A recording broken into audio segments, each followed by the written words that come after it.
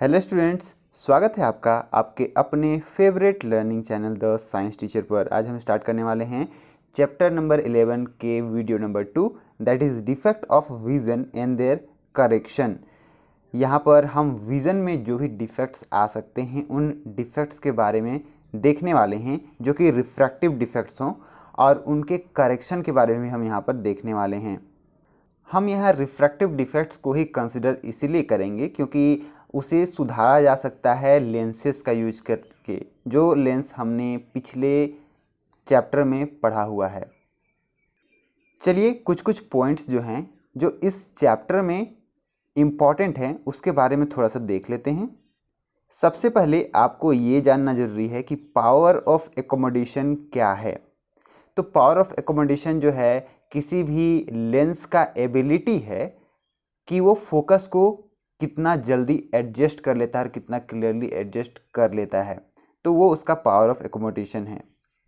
जैसे कि आप अगर अपने हाथों को अपने आँखों के सामने रखो और हाथ को फोकस करो, उसके बाद में जस्ट 1 सेकेंड के बाद में आप उसके बैकग्राउंड को फोकस करो और आप अच्छे से फोकस कर पा रहे हो, यानी कि सामने का चीज़ और पीछे का चीज़ ईजिली आप यहाँ पर कन्वर्ट कर पा रहे हो फोकस को एक जगह से दूसरी जगह, तो पावर ऑफ एकोमोडेशन काफ़ी अच्छा है। ऑलराइट, चलिए पावर ऑफ एकोमोडेशन तो समझ में आ गया। यहाँ हम ये भी देखने वाले हैं कि कॉन्वेक्स लेंस लाइट को जो है वो ये एक फोकस पर इसका इमेज बनाता है। अगर कहीं दूसरी जगह पर ऑब्जेक्ट रखा हुआ है जहाँ से पैरेलल लाइट्स आ रहे हैं, for example in the case of the object placed in infinity, यहाँ से जो भी इंसिडेंट रेज आएंगे वो एक जगह पर कन्वर्ज हो जाते हैं। ऑलराइट, इसीलिए ऐसे लेंसेज को कन्वर्जिंग लेंस कहा जाता है। इतना क्लियर है। वहीं इसके ओपोजिट अगर हमारे पास में कॉनकेव लेंस है तो कॉनकेव लेंस को हम कहते हैं डाइवर्जिंग लेंस, क्योंकि ये जो है पैरेलल लाइट रेज को ये डाइवर्ज कर देता है। पैरेलल किसके पैरेलल? प्रिंसिपल एक्सिस के पैरेलल। और क्या ये पैरेलल लाइट्स को ही सिर्फ पैरेलल रेज को ही सिर्फ जो है डाइवर्ज करता है? नहीं, ये सभी तरीके के लाइट्स को ये डाइवर्ज करता है। बस अगर कोई लाइट सेंटर से अगर यहाँ जो है गुजर रहा है, अगर सेंटर से होते हुए गुजर रहा है तो वो इसे डिफ्लेक्ट नहीं करता है, दोनों केस पे वो डिफ्लेक्ट नहीं करेगा। इतना क्लियर हो गया। चलिए टॉपिक स्टार्ट करते हैं। कहता है कि समटाइम्स आई जो है वो पावर ऑफ एकोमोडेशन को लूज़ करने लगता है। कहने का मतलब कि वो फोकस ठीक से नहीं कर पाता है।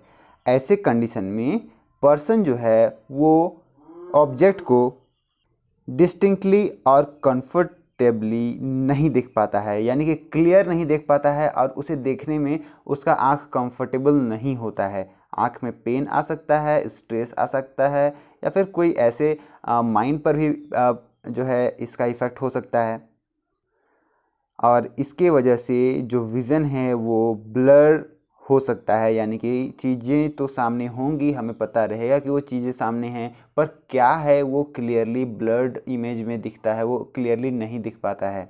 ऑलराइट, सो ये सभी रिफ्रैक्टिव डिफेक्ट्स जो हैं हमारे आँखों के अंदर में, उसके वजह से होता है। रिफ्रैक्टिव डिफेक्ट्स क्या क्या हो सकते हैं? रिफ्रैक्टिव डिफेक्ट्स कॉमनली 3 टाइप के हो सकते हैं। सबसे पहला मायोपिया। मायोपिया में आप नियर साइटेडनेस को फेस करते हो, यानी कि मायोपिया जो है वो नियर साइटेडनेस दोनों एक ही चीज़ है, दोनों मतलब एक की जगह पर दूसरा चीज़ आप यूज कर सकते हो। नियर साइटेडनेस या फिर मायोपिया। सेकेंड आते हैं हाइपर मेट्रोपिया या फिर फार साइटेडनेस, और थर्ड आते हैं प्रेस बायोपिया, यानी कि सामने की चीज़ें नहीं दिखेंगी। ये एज के साथ में ये ऐसा डिफेक्ट देखने को मिलता है। तो इन तीनों के बारे में अच्छे से डिस्कस करेंगे। चलिए स्टार्ट करते हैं। सबसे फर्स्ट है हमारा मायोपिया। तो इन सभी को जो है यहाँ पर करेक्ट किया जा सकता है स्फेरिकल लेंसेज का यूज करके। इसके बारे में मैंने पहले ही आपको बताया है। मायोपिया में देखते हैं कि क्या किस तरीके का विज़न डिफेक्ट हमें देखने को मिलता है। कहता है कि मायोपिया नियर साइटेडनेस के नाम से भी जाना जाता है, और अगर किसी पर्सन को मायोपिया है तो वो सामने का ऑब्जेक्ट को अच्छे से देख सकता है, लेकिन दूर के ऑब्जेक्ट को अच्छे से नहीं देख सकता है। और जैसा कि मैंने आपको पहले वाले वीडियोज़ में बताया है कि किसी भी पर्सन का एक हेल्दी जिसका आई है, जिस पर कोई भी डिफेक्ट्स नहीं है, तो उसका जो नियर पॉइंट होता है वो 25 सेंटीमीटर होता है और जो फार पॉइंट होता है वो इन्फिनिटी पर होता है। लेकिन ऐसे लोग जो मायोपिया से ग्रसित हैं, उनका जो फार पॉइंट है वो इन्फिनिटी पर ना होकर के इन्फिनिटी से थोड़ा सा पहले होता है। The far point nearer then infinity, यानी कि दूर का चीज़ यहाँ पर दिखाई नहीं दे पाएगा। अब कहता है कि ये पर्सन जो है वो क्लियरली देख सकता है कुछ मीटर्स तक। हिंदी में मायोपिया को निकट दृष्टि दोष कहा जाता है। यहाँ पर आप इसे अच्छे से अगर आपको याद करना है कि मायोपिया में सामने का नहीं दिखता है या फिर दूर का नहीं दिखता है, आप अगर कंफ्यूज हो गए तो आप ऐसे याद करो कि मायोपिया जो है नियर साइटेडनेस है। नियर जहाँ लिखा हुआ है यानी कि नियर सामने का अच्छे से दिखता है, और फार साइटेडनेस का अगर हम बात करें तो दूर का उसमें अच्छे से दिखता है। ठीक है ना, इस तरीके से आप याद करो, आपको प्रॉब्लम नहीं होगी कभी भी। अगर आप भूल रहे हो ये या फिर आपको थोड़ा सा कन्फ्यूजन हो रहा है तो आपको ये कन्फ्यूजन नहीं होगा। अब चलिए हम अपने पिछले वीडियोस के नॉलेज को यूज़ करते हुए यहाँ पर देखते हैं कि ये साइटेडनेस कैसे होता है और ये साइटेडनेस में क्या प्रॉब्लम हो रही है हमारे आँखों के अंदर में। तो यहाँ पर जो ऑब्जेक्ट फॉर्म हो रहा है, ऑब्जेक्ट का इमेज फॉर्म हो रहा है, बाहर में जो भी ऑब्जेक्ट है, जो भी चीज़ हम देख रहे हैं उसका इमेज हमारे आँखों के अंदर में फॉर्म हो रहा है। तो वो जो है आँखों के जो रेटिना है उस रेटिना से पहले फॉर्म हो जा रहा है, यहीं पर ये फोकस हो जा रहा है। इसीलिए यहाँ पर जो है डिटेक्टिव सेल होते हैं, डिटेक्ट करते हैं, जो है लाइट सेंसिटिव होते हैं, तो वहाँ ये डिटेक्ट ही नहीं कर पा रहे हैं, वहाँ तक इमेज फॉर्म हो ही नहीं पा रहा है। ऑलराइट, यहाँ जो फिगर गिवन है आप उसे अच्छे से देखो। जो इमेज इन्फिनिटी से जो है फॉर्म हो रहा है वो सामने में फॉर्म हो रहा है। और अगर सबसे ऊपर वाले केस की बात करूं तो यहाँ पर सामने में अगर कोई ऑब्जेक्ट रखा हुआ है तो उसे इजीली यहाँ पर रेटिना पर ही फोकस किया जा सकता है। लेकिन मायोपिक आई दूर के ऑब्जेक्ट का इमेज रेटिना पर फॉर्म नहीं कर पा रहा है। क्लियर है इतना?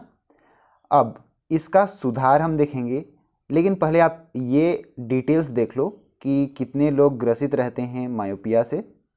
ये काफ़ी कॉमन डिजीज़ है। More than 10 million cases per year यहाँ इंडिया में देखे जा सकते हैं। मेडिकल प्रोफेशनल से ये ट्रीट किया जा सकता है। कहता है कि ये जो है लास्ट कर सकता है फॉर ईयर्स या फिर लाइफ लॉन्ग। ये जो मायोपिया है वो किसी भी पर्सन के आँखों पर हो सकता है। चलिए अब हम देखते हैं कि लेंसेज का यूज करके हम इस परेशानी से कैसे उभर सकते हैं, क्योंकि लाइफ लॉन्ग तो हम ऐसे नहीं हो सकते ना कि दूर का चीज़ों को हम ना देखें, सिर्फ सामने का चीज़ को हम देख करके रहें, काफ़ी प्रॉब्लम हो जाएंगी। कहता है कि यहाँ पर इस डिफेक्ट को हम करेक्ट कर सकते हैं कॉनकेव लेंस का यूज़ करके। कुछ सुटेबल पावर का कॉनकेव लेंस का यूज करके हम इस डिफेक्ट को यहाँ सुधार सकते हैं। जहाँ पर ये कॉनकेव लेंस क्या करेगा कि जब इमेज सामने फॉर्म कर रहे हैं तो कॉनकेव लेंस, जैसा कि मैंने आपको बताया डाइवर्जिंग लेंस होता है, इसके आँखों के सामने अगर हम उसे रख दें तो जो भी रेज आ रहे हैं वो पहले डाइवर्ज होगा, डाइवर्ज होने के बाद में ये कन्वर्ज होगा, तो वो फोकस तक पहुँच, मतलब जहाँ पर हम उसे चाहते हैं वो वहाँ रेटिना तक पहुँच जाएगा और रेटिना पर फोकस हो जाएगा। काफ़ी सिंपल सा कॉन्सेप्ट है। चलिए यहाँ पर ये देखते हैं कि ये जो प्रॉब्लम हो रही है ये प्रॉब्लम होती कैसे है, ये प्रॉब्लम क्यों होती है। दो रीजन्स हो सकते हैं। सबसे पहला रीज़न यहाँ पर कहता है that excessive curvature of the eye lens. जो आई लेंस हमारा है उसका कर्वेचर अगर ज़्यादा हो गया, सिलियरी मसल्स जो इसे ढकेलते हैं वो सिलियरी मसल अगर इसे ढकेले हुए हैं फिर उसे खींचना भूल गए या फिर जो है वो अपना नॉर्मल शेप में आना मतलब वो नहीं सका, भूल क्या जाएगा, ये कोई ये नहीं है जो भूल जाए। बट अगर ये नॉर्मल शेप में नहीं आता है, जो नॉर्मल शेप उसका ये है, तो एक्सेसिव कर्वेचर होने के वजह से इसका फोकस सामने बनेगा, और फोकस सामने बनने की वजह से ये जो आईबॉल का जो लास्ट पार्ट है यहाँ पर जो रेटिना है वहाँ तक नहीं पहुँच पाएगा। ऑलराइट, इतना क्लियर हो गया। अब सेकेंड यहाँ पर जो रीज़न हो सकता है वो है इलोंगेशन ऑफ द आईबॉल। अगर आईबॉल ही यहाँ से लंबा हो गया, तो आईबॉल जब लंबा हो गया तो जो रेटिना का जो है पोजीशन है वो चेंज कर गया, तो इस वक्त जो इमेज यहाँ फॉर्म कर रहा था वो अब रेटिना तक पहुँच रहा था, अब यहाँ रेटिना तक नहीं पहुँच पाएगा। आई होप कि आपको बिल्कुल क्लियर हो गया होगा what is a myopia and how we can treat myopia. चलिए हम बढ़ते हैं हाइपरमेट्रोपिया पर। हाइपरमेट्रोपिया जस्ट ओपोजिट है मायोपिया के। हाइपरमेट्रोपिया फार साइटेडनेस कहलाता है और वो जो था वो नियर साइटेडनेस कहलाता है। अब यहाँ पर इस पर जो भी डिफेक्ट आप देखोगे, जस्ट उस मायोपिया के ओपोजिट डिफेक्ट को आप यहाँ पर देखोगे। यहाँ क्या होता है कि इमेज जो है सामने में रखा हुआ ऑब्जेक्ट का हमारे रेटिना तक नहीं पहुँच पाता है, उसका इमेज नहीं बन पाता है, उसका फोकस जो है रेटिना के बाहर बनता है सामने में रखे हुए ऑब्जेक्ट्स का। तो ऐसे लोग जो हाइपरमेट्रोपिया से ग्रसित हैं वो यहाँ पर दूर के चीज़ों को क्लियरली देख पाएंगे, लेकिन सामने के चीज़ों को वो क्लियरली नहीं देख पाएंगे। ऑलराइट, अब यहाँ पर जैसे कि हमें पता है कि नॉर्मल नियर पॉइंट जो है वो 25 सेंटीमीटर होता है, लेकिन फार साइटेडनेस वाले पीपल का जो नियर पॉइंट है वो 25 सेंटीमीटर से ज़्यादा होता है। इसीलिए उन्हें कोई भी चीज़ों को पढ़ने के लिए वो 25 सेंटीमीटर के आगे उन्हें रखना पड़ता है। न्यूज़पेपर पढ़ना है, जो भी पढ़ना है, उसे 25 सेंटीमीटर के आगे उसको रखना होता है, तभी वो पढ़ पाते हैं। आपने ये ऑब्ज़र्व भी किया होगा, अपने घरों पर ऑब्ज़र्व किया होगा, या फिर कहीं पर भी आपने लाइब्रेरी पर ऑब्ज़र्व किया होगा कि कुछ पीपल्स ऐसे करते हैं, जैसे न्यूज़पेपर पढ़ रहे हैं तो आंखों से दूर पर लेकर के वो उसे देखने का कोशिश करते हैं, वो उसे पढ़ने का कोशिश करते हैं। तो ऐसे जो हैं फार साइटेडनेस वाले पीपल इस तरीके से बिहेव करते हैं, वो उसे पढ़ने की कोशिश करते हैं 25 सेंटीमीटर दूर पर रख करके, क्योंकि उनका जो फोकस हो रहा है, जो ऑब्जेक्ट का फोकस बन रहा है वो रेटिना के पीछे बनता जा रहा है। अगर दूर पर रखें तो वो फोकस सामने बन रहा है। ऑलराइट, तो यहाँ पर फोकस कब कहाँ बन रहा है, किस जगह पर ऑब्जेक्ट फॉर्म कर रहा है, इसके बारे में मैंने पहले के वीडियो में बताया हुआ है, अब जा करके वहाँ पर अच्छे से देख सकते हो। अब इनसे भी यहाँ पर करेक्ट किया जा सकता है। पहले ये डिटेल्स आप देख लो। ये डिजीज़ भी काफ़ी कॉमन डिजीज़ है, इसे भी मेडिकल प्रोफेशनल के द्वारा ठीक किया जा सकता है, लेकिन ये कुछ सालों तक या फिर लाइफ लॉन्ग ये रह सकता है। ऐसे सिचुएशन में सामने में जो रखे हुए ऑब्जेक्ट्स होंगे वो ब्लरी दिखेंगे, वो अच्छे से नहीं दिख पाएंगे। अब इसे सुधारा कैसे जा सकता है? ऑब्वियस सी बात है, जैसे कि पिछले बार हमने सामने में अगर फोकस हो रहा था तो उसे दूर फोकस करने के लिए डाइवर्जिंग लेंस का यूज किया हुआ था। अब अगर दूर पर फोकस हो रहा है तो उसे सामने में फोकस करने के लिए कन्वर्जिंग लेंस का हम यूज करेंगे, जो है कॉन्वेक्स लेंस। यहाँ पर आप देख सकते हो फिगर पर कि कॉन्वेक्स लेंस का यूज करने के बाद में जिस ऑब्जेक्ट का फोकस बाहर बन रहा था उसे रेटिना के सामने में बनाया जा सकता है। बात करते हैं कि ये प्रॉब्लम अराइज कैसे होता है, तो उसके भी दो रीज़न्स हो सकते हैं। पहला रीज़न है कि फोकल लेंथ जो है आई लेंस का ज़्यादा हो, तो ज़्यादा दूर पर फोकस कर रहा है, या फिर आईबॉल जो है वो स्मॉल हो गया हो। जैसे पिछले बार में हमने देखा था आईबॉल इलोंगेट हो जा रहा था, यहाँ पर आईबॉल अगर स्मॉल हो गया हो तो भी यह प्रॉब्लम आ सकती है। और ये जो आई लेंस जो है उसका फोकल लेंथ यहाँ पर ज़्यादा तब होता है जब लेंस का कर्वेचर छोटा हो जाए, यानी कि वो ज़्यादा मुड़ा हुआ ना हो, तो उसका जो फोकस है वो दूर पर जा कर के बनता है। ऑलराइट, चलिए इसके ट्रीटमेंट के बारे में हमने यहाँ पर देख लिया। ट्रीटमेंट नहीं, यानी ट्रीटमेंट कहने का मतलब कि हम बाहर से क्या ऐसा चीज़ लगाएं जो उस आँख के डिफेक्ट को यहाँ पर परमानेंटली नहीं, बट उस समय तक के लिए जब तक स्पेक्टिकल्स आदमी लगाया हुआ है तब तक वो यहाँ पर दूर किया जा सकता है। आगे बढ़ते हैं। नेक्स्ट हमारा जो पॉइंट है प्रेसबायोपिया पर, यहाँ कहता है कि जब एज के साथ में पावर ऑफ एकोमोडेशन यहाँ लूज करने लगी तो ऐसे पीपल्स को हम कहते हैं कि वो प्रेसबायोपिया से गुजर रहे हैं। ऐसे लोगों का जो नियर पॉइंट होता है वो आगे बढ़ जाता है, वो सामने के चीज़ों को इजीली कंफर्टेबली नहीं देख पाते हैं without corrective eye glasses. Corrective eye glasses कहने का मतलब कि एक ऐसा लेंस जहाँ पर जो फोकल लेंथ हो वो 2 तरीके का हो, इसे हम कहते हैं बाईफोकल लेंस। ऑलराइट, तो चलिए इसके बारे में हम आगे देखेंगे। पहले यहाँ देखते हैं कि ये डिफेक्ट जो है वो आता कैसे है। कहता है कि सिलियरी मसल जो यहाँ पर कंट्रोल करता है लेंस के कर्वेचर को, यानी कि लेंस को कब यहाँ मोटा करना है, लेंस को कब यहाँ पर पतला करना है, जिसकी वजह से फोकस को एडजस्ट कर सकें, तो वो सिलियरी मसल यहाँ पर वीक हो जाए तो ये जो है ऐसा रिजल्ट शो करता है। और क्योंकि एज के साथ में हो रहा है तो सिलियरी मसल वीक हो सकता है, इस पर जो है ज़्यादा हम ये नहीं कहते हैं। यहाँ पर कह सकते हो कि आई लेंस जो है ज़्यादा फ्लेक्सिबल नहीं होता है, और ऐसे वक्त में कभी कभी क्या होता है कि पीपल्स जो हैं वो मायोपिया और हाइपरमेट्रोपिया दोनों से एक साथ ग्रसित होते हैं, दोनों उन्हें एक साथ होता है। अब ऐसे लोगों के लिए तो बाईफोकल लेंस ही जरूरी होगा। यहाँ पर बाईफोकल लेंस का यहाँ जिक्र किया हुआ है। ये कहता है कि ये दोनों कॉनकेव और कॉन्वेक्स लेंस का कॉम्बिनेशन होता है। अब ये कॉम्बिनेशन कैसे होता है, तो आई ग्लास जो है, मान के चलते हैं कि ये एक आई ग्लास है, चलिए मैं दूसरा कलर यूज करता हूँ, ये एक आई ग्लास है। ऑलराइट, यहाँ पर ऊपर का जो पार्ट है वो ऊपर का पार्ट, ग्लास के ऊपर का पार्ट कॉनकेव लेंस कंसिस्ट किया हुआ होता है, और नीचे का जो पार्ट है वो नीचे का पार्ट यहाँ पर ये कॉन्वेक्स लेंस को कंसिस्ट किया हुआ होता है। अब देखिए कॉनकेव लेंस और कॉन्वेक्स लेंस ऐसा यहाँ पर क्यों कॉन्फ़िगरेशन किया हुआ है। जब आदमी को दूर देखना हो, यानी कि अगर वो मायोपिया से ग्रसित है, यानी कि उसे सामने का चीज़ दोनों मतलब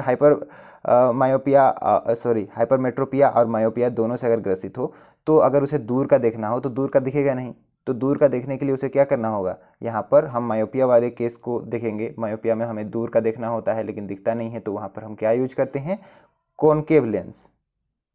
तो दूर का देखने के लिए आदमी सर उठाएगा, ऊपर देखेगा तो यहाँ से वो देख सकता है, और कॉनकेव लेंस उसे हेल्प करेगा देखने के लिए। वहीं अगर सामने का देखना है तो सामने के देखने के लिए यहाँ पर कॉन्वेक्स लेंस का यूज करते हैं, अभी अभी हमने देखा।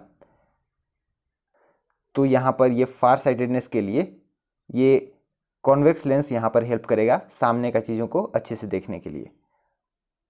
चलिए बाईफोकल लेंसेज के बारे में आपने यहाँ पर, मुझे उम्मीद है कि कंप्लीट आप समझ गए होंगे। सो आँखों के अंदर में जो डिफेक्ट्स होंगे उसे कॉन्टैक्ट लेंसेस या फिर सर्जिकल मेथड्स का यूज़ करके आजकल जो है इसे करेक्ट किया जा सकता है। अब इसके जो प्रोसीड्यूर हैं ये तो आउट ऑफ सिलेबस है। हम बढ़ते हैं क्वेश्चन की ओर में। यहाँ पर सबसे पहला क्वेश्चन नंबर 1 कहता है that what is meant by power of accommodation of the I. So power of accommodation यहाँ पर किसी भी आई लेंस की फोकल को यहाँ पर एडजस्ट करने वाला कैपेसिटी है। जब सिलेरी मसल्स यहाँ पर रिलैक्स्ड होते हैं तो रिलैक्स्ड होने के वजह से लेंस जो है वो थिन रहता है, जो कि दूर के चीज़ों को फोकस अपने रेटिना पर इजीली बना लेता है, दूर की चीज़ों को वो अच्छे से उस वक्त देख पाता है।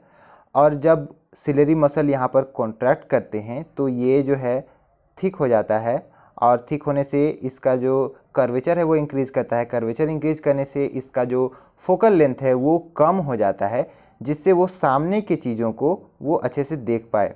अब अगर कभी कभी ऐसा होता है कि सामने में एक चीज़ रखा हुआ है, उसे देख करके तुरंत हमें पीछे की चीज़ को देखना होता है, तो वहाँ पर जो फोकस का स्विच करना होता है, उस फोकस के स्विच करने में जिस एबिलिटी का हम यूज करते हैं उसे हम कहते हैं पावर ऑफ एकोमोडेशन।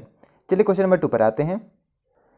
कहता है कि एक पर्सन मायोपिक आई के साथ में वो सामने का जो ऑब्जेक्ट है उसे देख पाता है लेकिन दूर के ऑब्जेक्ट को डिस्टिंक्टली नहीं देख पाता है, तो उसे किस तरीके का करेक्टिव लेंस यहाँ पर यूज करना होगा। तो जैसा कि अभी हमने यहाँ पर देखा कि अगर कोई मायोपिया से यहाँ पर ग्रसित है तो उसे कॉनकेव लेंस का यूज करना चाहिए, जो यहाँ पर सबसे पहले जो लाइट रेज है उसे डाइवर्ज करे, उसके बाद में आई लेंस जो है उसे कन्वर्ज करे और ठीक रेटिना पर उसका इमेज को फॉर्म करे। क्योंकि मायोपिक आई जो दूर के चीज़ हैं उन दूर के चीज़ों को सामने में उसका फोकस वो बना देता है, दूर की चीज़ों का इमेज वो जो है आई बॉल के अंदर में वो रेटिना के सामने में फॉर्म करता है। ऑलराइट, चलिए बढ़ते हैं क्वेश्चन नंबर 3 की ओर। कहता है कि फार पॉइंट और नियर पॉइंट क्या है ह्यूमन आई का with a normal vision. Normal vision पर फार पॉइंट जो है वो इन्फिनिटी होता है और नियर पॉइंट 25 सेंटीमीटर होता है। क्वेश्चन नंबर 4 कहता है कि एक उस स्टूडेंट जो है उसे डिफ़िकल्टी होता है ब्लैक बोर्ड को रीड करना जब वो लास्ट रो में बैठा हुआ हो। तो कौन सा डिफेक्ट इस चाइल्ड के अंदर में हम देख सकते हैं और इसे किस तरीके से करेक्ट किया जा सकता है। तो अगर कोई स्टूडेंट सामने की चीज़ को देख पा रहा है लेकिन ब्लैक बोर्ड जो कि दूर का चीज़ है, क्योंकि सामने में तो 25 सेंटीमीटर हो गया, ब्लैक बोर्ड काफ़ी दूर पर है, 25 सेंटीमीटर से काफ़ी आगे है, तो वहाँ के चीज़ों को वो नहीं देख पा रहा है। इसका मतलब है कि वो नियर साइटेडनेस से ग्रसित है, या फिर आप कह सकते हो कि वो मायोपिया से ग्रसित है और उसे जो है यहाँ सुधार करने के लिए यहाँ पर कॉनकेव लेंस का यूज किया जा सकता है। ऑलराइट, जो कि सूटेबल पावर का हो ताकि उसके आँखों पर यहाँ पर स्ट्रेस ना पड़े ब्लैक बोर्ड पर लिखे हुए वर्ड्स को पढ़ने के लिए। ऑलराइट, तो मुझे लगता है कि इन सभी चीज़ों का आपने एक्सपीरियंस किया होगा। कभी कभी आपके स्कूल्स पर टीचर्स के द्वारा आपको ये बताया गया होगा कि अगर आपको लास्ट में से नहीं दिखाई पड़ रहा है तो आपको डॉक्टर से कंसल्ट करना चाहिए, या फिर कभी कभी ऐसे होते हैं सिचुएशन कि डॉक्टर्स खुद आ जाते हैं स्कूल पर और देखते हैं कि कौन कौन से ऐसे चाइल्ड हैं जिन पर ये जो है प्रॉब्लम आ रही हैं, और उन्हें वो फिर टेस्ट करते हैं डिफरेंट डिफरेंट लेटर्स दे करके। A to Z आपको वहाँ पर लेटर्स होते हैं, उसे स्मॉल साइज़ बिग साइज़ में वो होते हैं, उसे आपको देखना होता है एक आँख बंद करके, कभी दोनों आँख बंद दोनों आँख खोल करके। तो यहाँ पर इस तरीके से ये जो है कितना पावर आपको चाहिए वो इस तरीके से यहाँ पर निकाला जा सकता है। सो स्टूडेंट्स, आई होप कि आपको ये जो डिफेक्ट्स हैं वो सभी अच्छे से क्लियर हो गए होंगे। जो क्वेश्चंस है उसके भी जो मैंने यहाँ पर बताया आंसर वो भी आपको अच्छे से क्लियर हो गया होगा। तो आगे बढ़ने से पहले यहाँ पर हम ब्रेक लेंगे। मिलता हूँ नेक्स्ट वीडियो में।